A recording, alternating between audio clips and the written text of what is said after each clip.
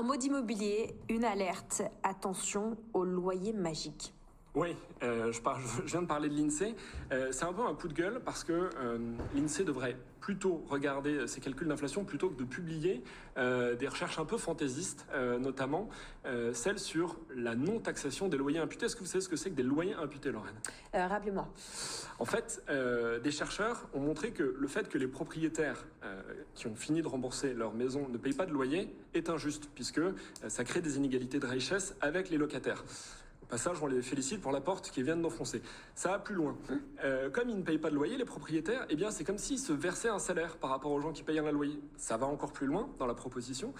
Comme ce salaire fictif est versé, c'est un salaire fictif versé qui n'est pas imposé. Et là où ça va encore plus loin, c'est que comme ce salaire fictif n'est pas imposé, c'est considéré comme une subvention carrément faite par l'État, un cadeau fiscal de 11 milliards fait aux propriétaires. Alors, propriétaires de tous les pays, unissez-vous, parce que il y a évidemment, on relance ce serpent de mer, cette taxation des loyers imputés, sur l'argument que ça a existé en France entre 1914 et 1965.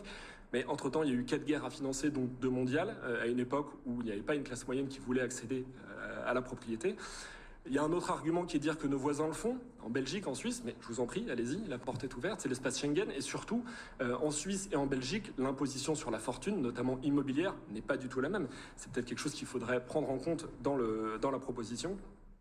Enfin, on parle d'inégalités de richesse qui sont latentes. C'est de la richesse qui est latente sur la valeur de biens immobiliers. Généralement, quand on habite dans son logement, on ne prévoit pas de le vendre. Donc, peut-être qu'il faudrait se concentrer sur l'accession des gens les plus modestes à la propriété plutôt que de taper sur ceux qui se sont décarcassés pour le devenir propriétaire.